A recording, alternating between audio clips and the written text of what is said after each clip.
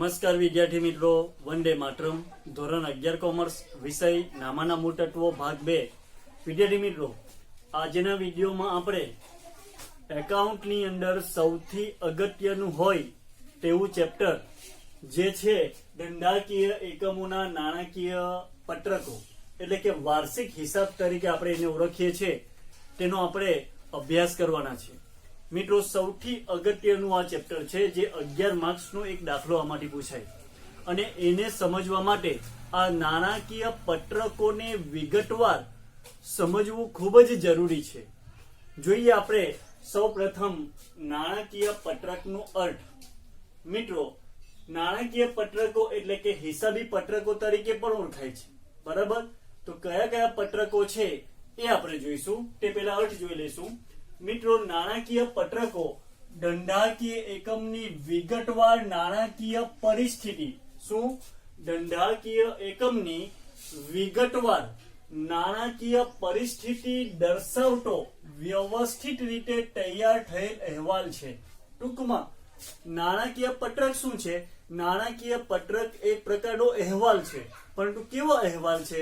શા માટે આ અહેવાલ તૈયાર કરવામાં આવે? તો મિત્રો, ધંધાકીય એકમની નાણાકીય પરિસ્થિતિ દર્શાવવા માટે વ્યવસ્થિત રીતે તૈયાર કરવામાં આવેલો અહેવાલ છે, જેને આપણે નાણાકીય પત્રક કે હિસાબી પત્રક તરીકે ઓળખીએ છીએ. આગળ જોઈશું મિત્રો, પ્રણાલીગત ખ્યાલ પ્રમાણે, પ્રણાલીગત જે ખ્યાલ છે તે પ્રમાણે આ નાણાકીય પત્રકોને બે પત્રકોમાં એમાં સમાવેશ થાય છે. મિત્રો, પ્રણાલીગત રીતે જોવા જઈએ ને તો નાણાકીય પત્રકોમાં બે પત્રકોનો સમાવેશ કરવામાં આવે છે અને એ બે પત્રકો કયા કયા છે? પહેલું વેપાર ખાતું અને નફા નુકસાન ખાતું, અને બીજું પાકું સરવૈયું. કયા ખ્યાલ પ્રમાણે? તો પ્રણાલીગત રીતે જોવા જઈએ તો નાણાકીય પત્રકોમાં બે પત્રકોનો સમાવેશ થાય અને એ કયા કયા બે પત્રકો છે તે પરીક્ષા માટે ધ્યાનમાં રાખવું. વેપાર ખાતું અને નફા નુકસાન ખાતું સાથે બોલવાનું રહેશે, અને બીજું પાકું સરવૈયું. વિદ્યાર્થી મિત્રો, વેપાર ખાતું શા માટે તૈયાર કરવામાં આવે તે આપણે જોવાનું છે. એમ તો આપણે વેપાર ખાતું અલગ, નફા નુકસાન ખાતું પણ અલગ તૈયાર કરશું અને પાકું સરવૈયું પણ અલગ તૈયાર કરશું. તો વેપાર ખાતું શા માટે તૈયાર કરવામાં આવે છે? તો મિત્રો, વેપાર ખાતું એ ધંધાકીય એકમના અંદર કાચો નફો કેટલો છે અને કાચી ખોટ કેટલી છે એ જાણવા માટે વેપાર ખાતું તૈયાર કરવામાં આવે છે. આમાં કાચો નફો અને કાચી ખોટ જાણવા માટે જ્યારે નફા નુકસાન ખાતું એ ધંધાકીય એકમમાં ચોખ્ખો નફો કેટલો છે અને ચોખ્ખી ખોટ કેટલી છે એ દર્શાવતું ખાતું નફા નુકસાન ખાતું છે. એના નામ પ્રમાણે એનો અર્થ છે નફો નુકસાન, પ્રોફિટ એન્ડ લોસ એકાઉન્ટ કહેવામાં આવે છે એને, જેથી અંદર નફો કે નુકસાન આપણે જાણી શકીએ. પણ કયો નફો કે નુકસાન? ચોખ્ખો નફો કે ચોખ્ખી ખોટ જાણવા માટે નફા નુકસાન ખાતું તૈયાર થાય છે. ત્યારબાદ છે બ, પાકું સરવૈયું. મિત્રો, પાકું સરવૈયું એ ધંધાકીય એકમની આર્થિક પરિસ્થિતિ કેવી છે એ ધંધાકીય એકમની આર્થિક પરિસ્થિતિને જાણવા માટે આપણે પાકું સરવૈયું તૈયાર કરતા હોઈએ છીએ, બરાબર? હવે આપણે વિગતવાર અભ્યાસ કરીશું. વેપાર ખાતાનો અર્થ. આપણે નાણાકીય પત્રકોની અંદર સૌપ્રથમ જોવાના છે વેપાર ખાતું, બરાબર? એને સમજી લઈશું આપણે. મિત્રો, વેપાર ખાતાનો અર્થ જોઈએ તો વેપાર ખાતું એવું નાણાકીય પત્રક છે. આપણે અત્યારે જાણી ગયા છે મિત્રો કે વેપાર ખાતું શું છે? તો એ નાણાકીય પત્રક છે. અને આ નાણાકીય પત્રક છે કે જે હિસાબી સમયગાળા દરમિયાન, અને મિત્રો હિસાબી સમયગાળો એટલે 1 વર્ષનો સમયગાળો હોય છે, બરાબર? હિસાબી સમયગાળા દરમિયાન માલ કે સેવાના ખરીદ વેચાણના વ્યવહારોનું પરિણામ દર્શાવે છે. તો વેપાર ખાતું શું છે? આપણે બોર્ડ ઉપર એ ખાતું દોર્યું છે, બરાબર? ધ્યાનથી જોતા રહેજો મિત્રો. વેપાર ખાતું શા માટે તૈયાર કરવામાં આવે છે, એ તૈયાર કરવાનો હેતુ શું છે એ સમજવું બહુ જરૂરી છે. મિત્રો, વેપાર ખાતું શું છે? એક નાણાકીય પત્રક છે. તો એ નાણાકીય પત્રક શા માટે તૈયાર કરવામાં આવે છે, એમાં શું દર્શાવવામાં આવે છે? તો વેપાર ખાતાની અંદર જે એક હિસાબી સમયગાળા દરમિયાન, ને હિસાબી સમયગાળો આપણો ક્યારે ચાલુ થાય? તો નાણાકીય હિસાબી સમયગાળો આપણો 1/4 થી શરૂ થઈને 31/3 પૂરો થાય છે, બરાબર. એટલે હિસાબી સમયગાળા દરમિયાન માલ કે સેવાના ખરીદ વેચાણના વ્યવહારોનું પરિણામ દર્શાવે છે. શાના વ્યવહારોનું પરિણામ દર્શાવે છે? તો માલની ખરીદી કેટલી કરી, સેવાની ખરીદી કેટલી કરી, અથવા માલનું વેચાણ કેટલું કર્યું, સેવાનું વેચાણ કેટલું કર્યું. ટૂંકમાં માલ કે સેવાનું ખરીદી અને વેચાણનું પરિણામ દર્શાવતું આ પત્રક છે, બરાબર. એટલે એનો અર્થ એવો થાય વિદ્યાર્થી મિત્રો કે વેપાર ખાતાની અંદર માલની ખરીદીને લગતા વ્યવહારોની નોંધ થશે. શાની મિત્રો? વેપાર ખાતાની અંદર માલ કે સેવાની ખરીદીને લગતા વ્યવહારોની નોંધ થશે કે માલના વેચાણના વ્યવહારોની નોંધ થશે, બરાબર. આગળ જોઈશું હવે. વેપાર ખાતું એ ધંધાનો કાચો નફો કે કાચી ખોટ જાણવા માટે તૈયાર કરવામાં આવે છે. મિત્રો, વેપાર ખાતું શા માટે તૈયાર કરવામાં આવે છે તે તમને ખ્યાલ આવવો જોઈએ. મિત્રો, વેપાર ખાતું એ નાણાકીય પત્રક છે અને એ તૈયાર કરવા પાછળનો મુખ્ય હેતુ કયો છે? તો વેપાર ખાતું તૈયાર કરવાનો હેતુ ધંધાની અંદર કાચો નફો કેટલો થાય છે, એટલે કે હિસાબી સમયગાળા દરમિયાન, એટલે કે 1 વર્ષ દરમિયાન વર્ષના અંતે કાચો નફો અને કાચી ખોટ કેટલી થાય છે એ જાણવા માટે તૈયાર કરવામાં આવે છે, બરાબર. હવે જોઈએ મિત્રો, વેપાર ખાતાની 2 બાજુ હોય છે. કેટલી? વેપાર ખાતાની 2 બાજુ, ઉધાર બાજુ અને જમા બાજુ. એટલે કે ડાબી બાજુને આપણે ઉધાર બાજુ કહીશું અને જમણી બાજુને જમા બાજુ કહીશું. તો આપણે જોવાના છે વેપાર ખાતાની ઉધાર બાજુએ શું દર્શાવવામાં આવે છે, બરાબર. ધ્યાનથી જોજો મિત્રો. શું?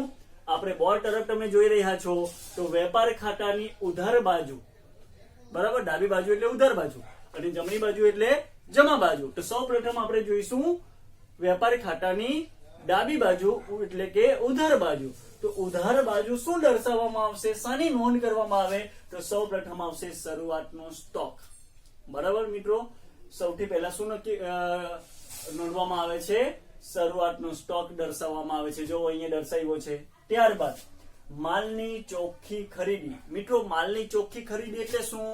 તો ધંધાકીય એકમ દ્વારા માલની ખરીદી કરવામાં આવે છે અને એ માલની ખરીદીમાંથી કોઈક કારણસર માલ ખરાબ નીકળે કે અન્ય કોઈ પણ કારણ હોય અને માલ વેપારીને પરત કરી દેવામાં આવે, જેને આપણે ખરીદ પરત તરીકે ઓળખીએ છીએ. એટલે કે માલની ખરીદીમાંથી ખરીદ પરત બાદ કરતા જે રકમ મળે તેને આપણે કઈ ખરીદી કહીશું?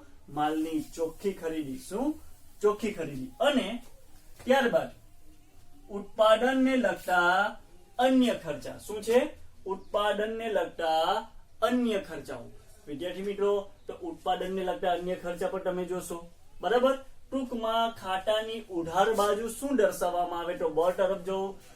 ખાતાની ઉધાર બાજુ એટલે કે વેપાર ખાતાની ઉધાર બાજુ શરૂઆતનો સ્ટોક, માલની ચોખ્ખી ખરીદી. એટલે ચોખ્ખી ખરીદી એટલે શું મિત્રો? ચોખ્ખી ખરીદી એટલે ખરીદીમાંથી ખરીદ પરત બાદ કરતા જે રકમ મળે એ ખરીદીને આપણે ચોખ્ખી ખરીદી તરીકે ઓળખીએ છીએ, બરાબર.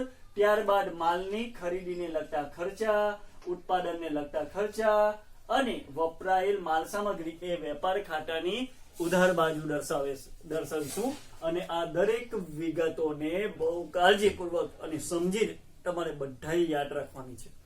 આ આવડશે તો જ દાખલા આવડશે તમને, નહીતર નહીં આવડે. એટલે તમારે યાદ રાખવું પડશે આને, બરાબર. વારંવાર વાંચવું પડશે. હવે આપણે જોઈશું ખાતાની જમા બાજુ. વિદ્યાર્થી મિત્રો, વેપાર ખાતાની જમા બાજુ, જમણી બાજુ એટલે કઈ? જમા.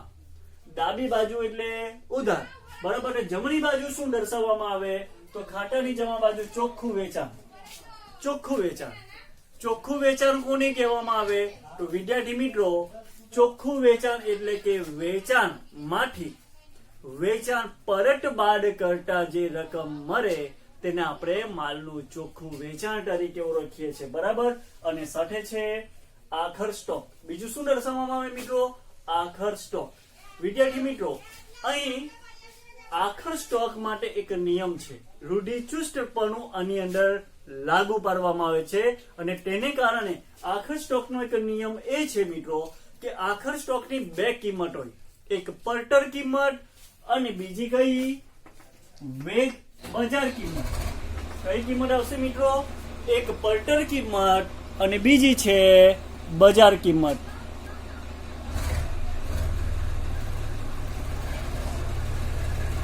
વિદ્યાર્થી મિત્રો, હવે આ પર્ટર કિંમત અને બજાર કિંમત એ બે માંથી જે કિંમત ઓછી હોય તેને ધ્યાનમાં લેવું. મિત્રો આખર સ્ટોકનો નિયમ કયો છે યાદ રાખવાનો તમારે બધાએ જરૂર પડે એટલે હાંસિયામાં નોંધ કરી લાગજો અત્યારે જ તમે બધા નોટબુકની અંદર કે આખર સ્ટોકમાં પર્ટર કિંમત અને બજાર કિંમત બે માંથી જે ઓછી કિંમત હોય તે આપણે નોંધ કરવાની થશે, તેની નોંધ કરવાની. બરાબર.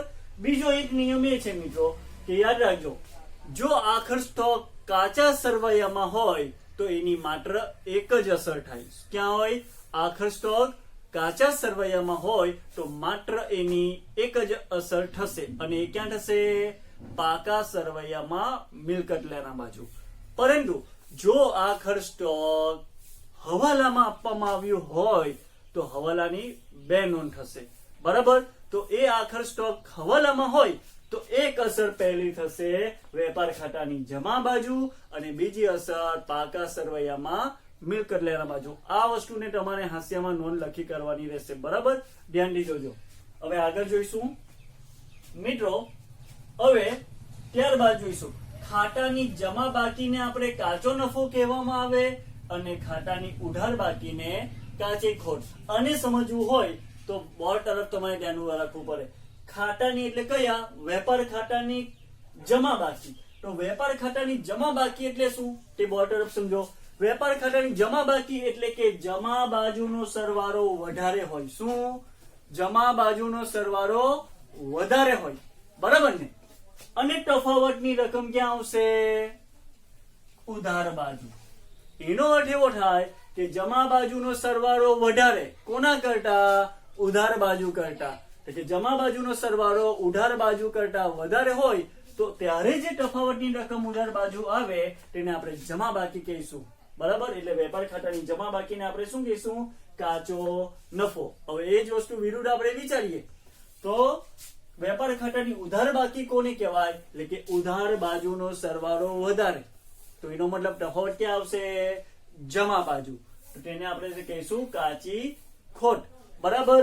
એટલે કે ખાતાની ઉધાર બાકી કોને કહેવાય? તો ઉધાર બાજુનો સરવાળો વધારે હોય કોના કરતા? જમા બાજુ કરતા. તો ત્યારે તફાવત જમા બાજુ આવે તેને આપણે કાચી ખોટ તરીકે ઓળખીએ છીએ. બરાબર. અને બીજી વસ્તુ, જે કાચો નફો કે કાચો ખોટ છે એને કયા ખાતામાં લઈ જવાનું છે? નફા નુકસાન ખાતે લઈ જવાનું છે. બરાબર. આ વસ્તુને તમારે ધ્યાનમાં રાખવું. વિદ્યાર્થી મિત્રો, અહીંયા આ થિયરી કમ્પ્લીટ થાય છે. હવે આપણે ખાસ કરીને જે આપણા નાણાકીય પત્રકો છે એ નાણાકીય પત્રકોમાંથી વેપાર ખાતું, નફા નુકસાન ખાતું અને પાકું સરવૈયું છે. તો એમાંથી સૌપ્રથમ વેપાર ખાતું આપણે સમજવાનો પ્રયત્ન કરવાનો છે. તો વેપાર ખાતું બનાવવાનું કઈ રીતે છે એને દરેક વસ્તુને તમારે ધ્યાનપૂર્વક સમજવાની છે. મિત્રો, વેપાર ખાતામાં ઉધાર બાજુ અને જમા બાજુ એમ બે બાજુ હોય છે. બરાબર. ઉપર સૌપ્રથમ હેડિંગ મારવાનું આવ્યું છે. બરાબર. આપણે 11મા ધોરણમાં જે વાર્ષિક હિસાબો ભણી રહ્યા છે એ વૈયક્તિક માલિકીના વાર્ષિક હિસાબો છે, એટલે એક જ વ્યક્તિના. બરાબર ને? નેક્સ્ટ યર આપણે ભાગીદારી ના વાર્ષિક હિસાબો જોઈશું. એની ચર્ચા નેક્સ્ટ યર જોઈશું. અત્યારે વૈયક્તિક માલિકીના જોઈશું. દાખલા તરીકે કિરણ બ્રધર્સ નું હોય તો શ્રી કિરણ બ્રધર્સ નું અહીંયા વૈયક્તિક માલિકીનું નામ હોય છે. માલિકનું એટલે કે વેપારીનું નામ હોય છે. શ્રી કિરણ બ્રધર્સની તારીખ, અહીંયા તારીખ લખવાની. કઈ તારીખ લખવાની? કઈ તારીખ? હિસાબી વર્ષની છેલ્લી તારીખ. બરાબર. હિસાબી વર્ષ આપણું ક્યારે ચાલુ થાય? 1/4 થી 31/3. જો કેલેન્ડર વર્ષ હોય તો 1/1 થી 31/12. બરાબર. એટલે કે શ્રી કિરણ બ્રધર્સ નું તારીખ 31/3 2020 ના રોજ પૂરા થતા વર્ષનું વેપાર ખાતું આ હેડિંગ લખવું ફરજિયાત છે. ઉપર શું શબ્દ છે? ના રોજ પૂરા થતા વર્ષનું વેપાર ખાતું. બરાબર, એટલે કે 31/3/20 ના રોજ પૂરા થતા વર્ષનું વેપાર ખાતું આપણે તૈયાર કરવાનું છે. ઉધાર બાજુ આપણે વિગત રકમ, જમા બાજુ વિગત રકમ, આ રીતે તૈયાર થશે. હવે સૌ પ્રથમ આપણે વેપાર ખાતાની ઉધાર બાજુ શાની નોંધ થશે તેની આપણે વિગતવાર ચર્ચા કરીશું. બોર્ડ તરફ ધ્યાનથી જોજો. વેપાર ખાતાની શરૂઆત ક્યાંથી કરવાની? હંમેશા શરૂઆતના સ્ટોકથી. મિત્રો સૌ પ્રથમ આપણે કાચું સરવૈયું તમને આપવામાં આવેલું હશે તેમાંથી આપણે નોંધ કરવાની. કાચા સરવૈયામાં શરૂનો સ્ટોક લખેલો જ હશે. બરાબર, તો શરૂનો સ્ટોક આપણે અહીંયા લખવાનો થશે. બરાબર, ખ્યાલ આવી જશે.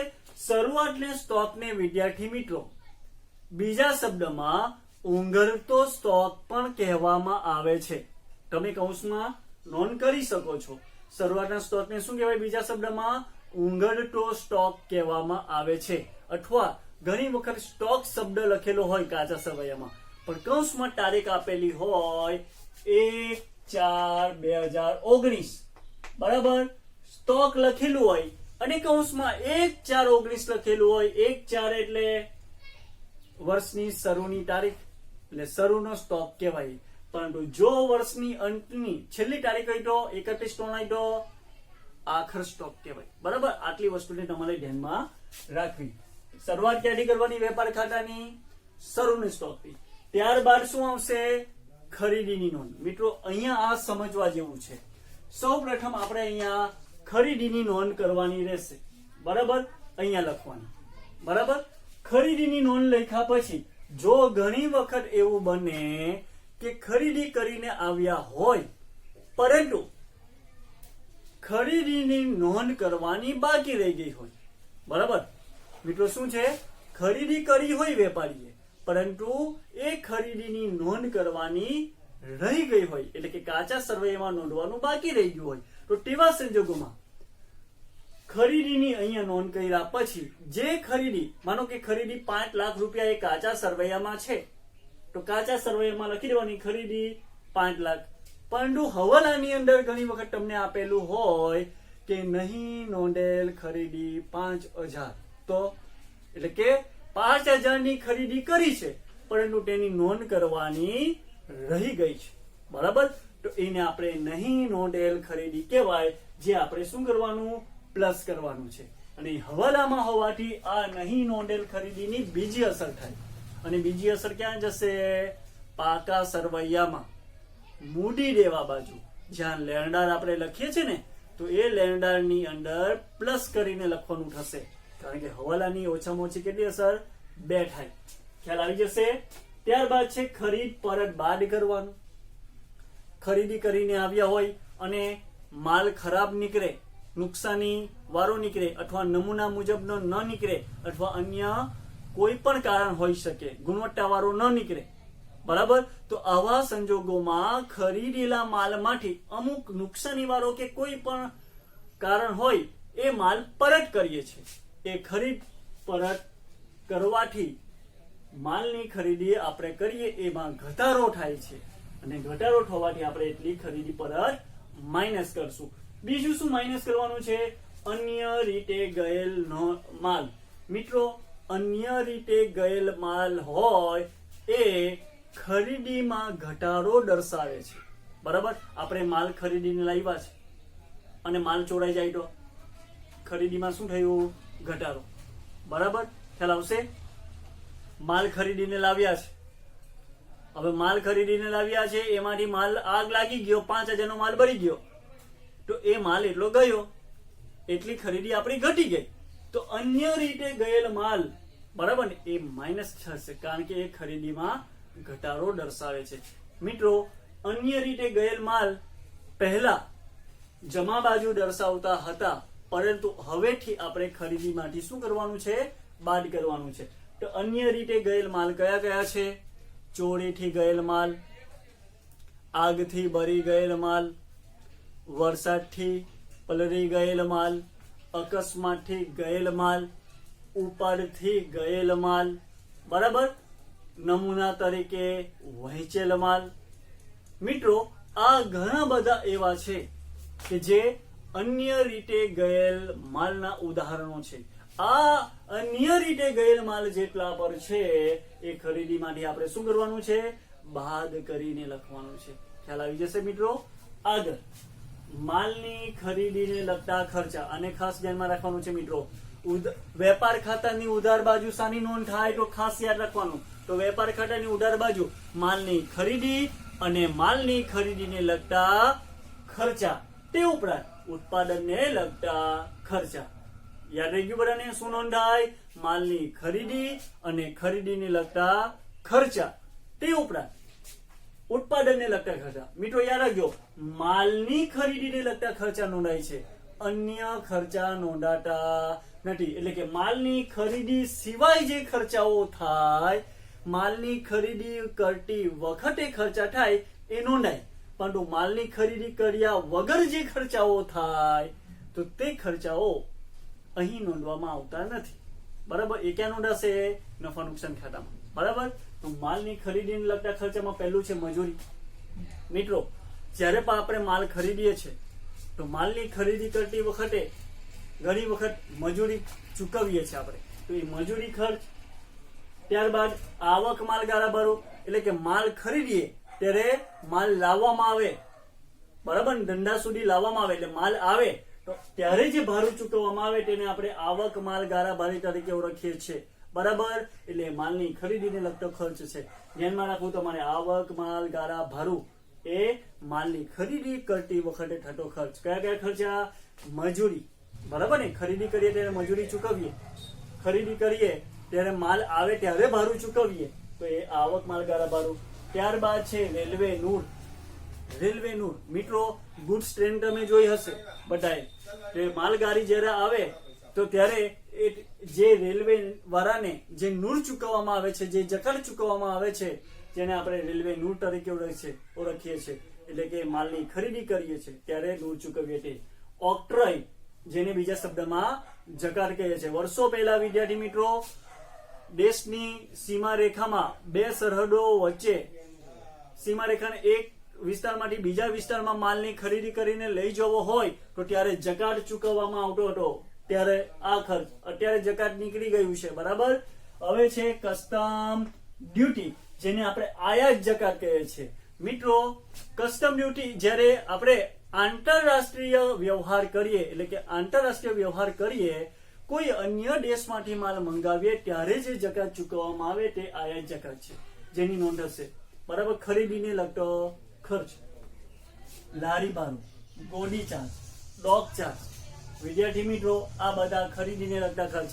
લારી ભાડું તમે મિત્રો ઘણી વખત જોજો બજારની અંદર સિમેન્ટ કે પછી અમુક વખત સળિયા હોય, જે નાની નાની એક બે ગુણ હોય, તેના માટે તમે ટેમ્પો કરતા નથી, પરંતુ એક હાથ દ્વારા જે લારી લઈ જવામાં આવે છે તે તમે કરતા હોય છે. તેમાં એક બે ગુણ મૂકીને લઈ જાઓ છે એક જગ્યાએથી બીજી જગ્યાએ. ક્યાં? જ્યાં નજીકના સ્થળ હોય છે ત્યાં.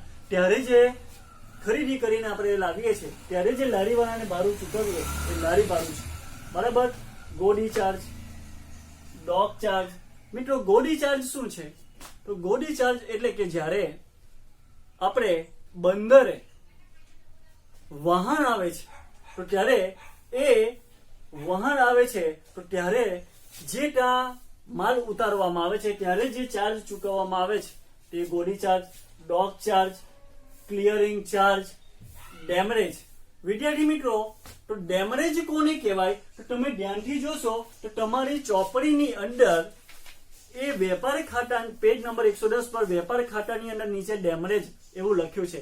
એ તમે ધ્યાનથી જોજો અને નોટબુકમાં નોંધ કરવાનું રહેશે તમારે. બરાબર?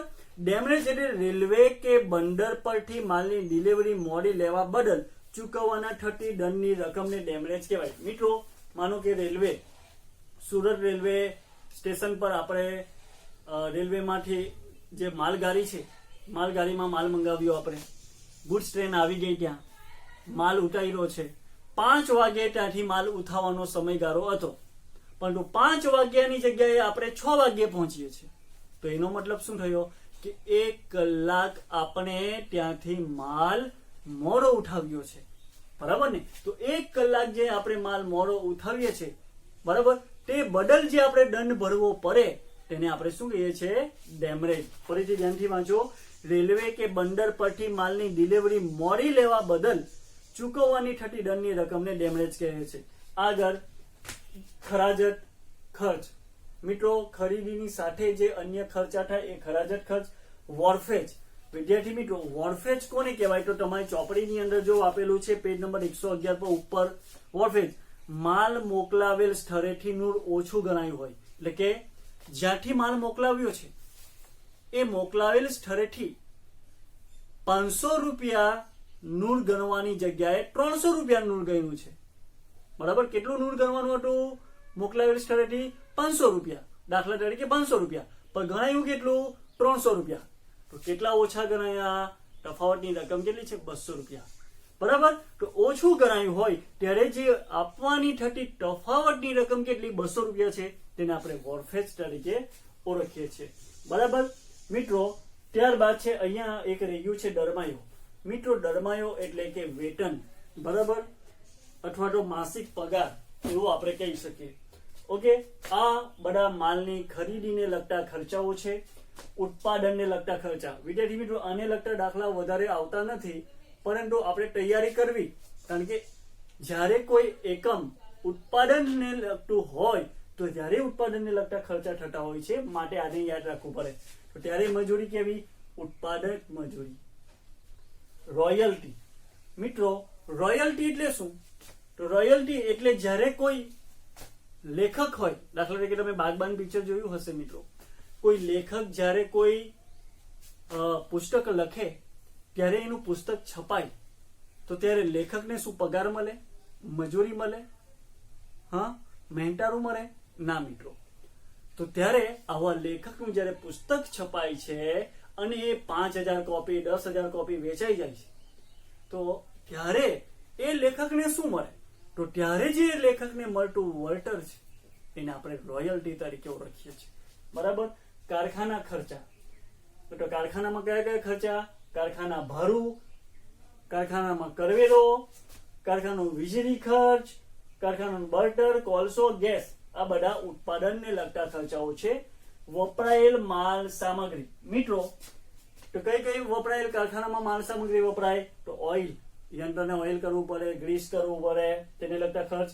કારખાનાના મકાન છે, કારખાનાનું મકાન, એની ઉપર જે ઘસારો લાગે, ખાસ યાદ રાખવાનું છે આ કારખાનાના મકાનનો ઘસારો તમારે.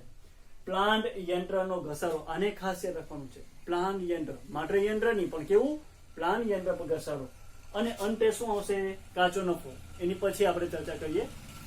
બાજુમાં જમણી બાજુ આપણે એટલે કે જમા બાજુ આપણે જોઈશું. આ તમારે ઉધાર બાજુ આટલી વસ્તુ યાદ રાખવાની.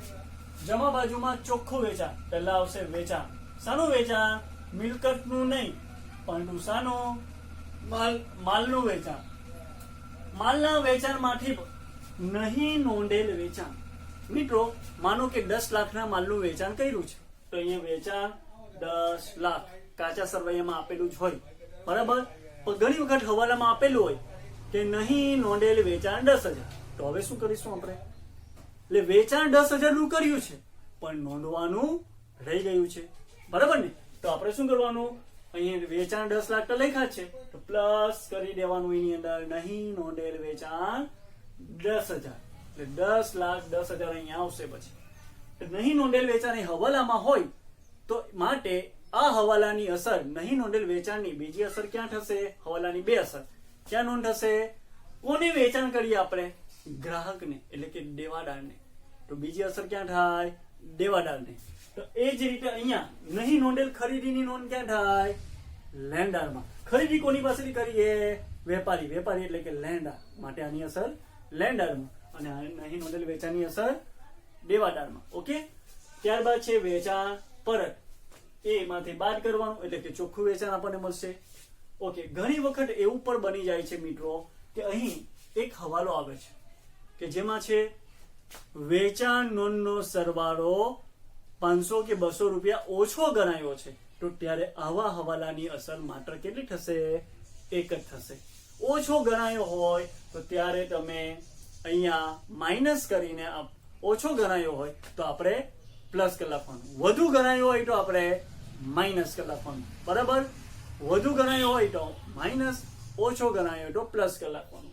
ત્યાર પછી ભંગાર માલનું વેચાણ. વેચાણ ખરું પણ શાનું?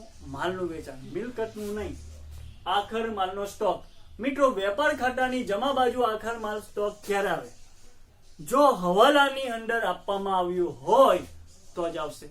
હવાલાની અસર કેટલી? હવાલાની અંદર આપવામાં આવ્યું હોય આખર સ્ટોક તો એની બે અસર થાય.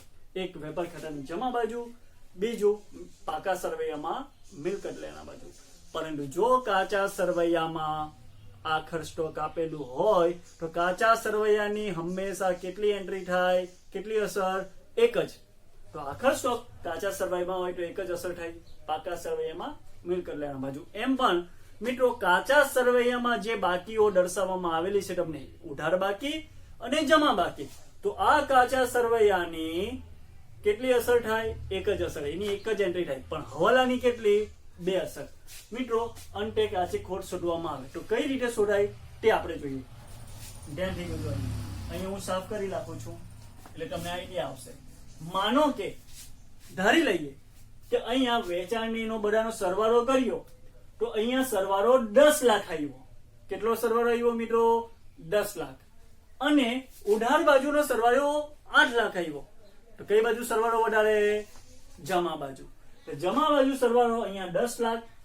તફાવતની રકમ કઈ બાજુ આવી? ઉધાર બાજુ. તો અહીંયા 2 લાખ લખવાની. તો એ 2 લાખ જે તફાવતની રકમ આવે એને આપણે કાચો નફો કહીએ છીએ. શું કહેવાય એને? કાચો નફો કહેવાય. બરાબર. અને આ કાચો નફો ઉધાર બાજુ છે તફાવત આવ્યો તો એને ક્યાં લઈ જવાનું છે? કાચા નફાને આપણે નફા નુકસાન ખાતે લઈ જવાનું છે. હંમેશા એક ખાતામાંથી બીજા ખાતામાં કોઈ એન્ટ્રી લઈ જઈએ તો ક્રોસ એન્ટ્રી પડે. એટલે કે કાચો નફો અહીંયા ઉધાર બાજુ છે તો નફા નુકસાન ખાતામાં ક્યાં લખવાનું? જમા બાજુ. ત્યાં લખવાનું જમા બાજુ કાચો નફો, કૌંસમાં લખવાનું વેપાર ખાતેથી લાવ્યા. હવે જોઈએ અહીંયા મિત્રો, માનો કે હવે ઉધાર બાજુનો સરવાળો 10 લાખ રૂપિયા છે, વધારે છે, અને જમા બાજુનો સરવાળો 7 લાખ રૂપિયા છે. કઈ બાજુ સરવાળો વધારે? ઉધાર બાજુ. તફાવત કઈ બાજુ? જમા બાજુ. કેટલા? 3 લાખ. તો અહીંયા શું આવશે તફાવત? તેને કહેવાય કાચી ખોટ. શું કહેવાય? કાચી ખોટ કહેવાય. બરાબર. હવે કાચી ખોટને પણ આપણે ક્યાં લઈ જવાનું? એક ખાતામાંથી બીજા ખાતામાં લઈ જાય તો ક્રોસ એન્ટ્રી પડે. તો કૌંસમાં અહીંયા શું લખવાનું? નફા નુકસાન ખાતે લઈ ગયા. અહીંયા પણ લખવાનું નફા નુકસાન ખાતે.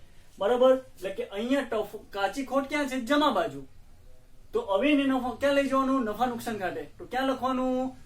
વેપાર ખાતામાં. જમા બાજુ છે તો નફા નુકસાન ખાતામાં ક્રોસ એન્ટ્રી એટલે કે ઉધાર બાજુ લખવાનું. ત્યાં ઉપર લખવાનું કાચી ખોટ વેપાર ખાતેથી લાવ્યા.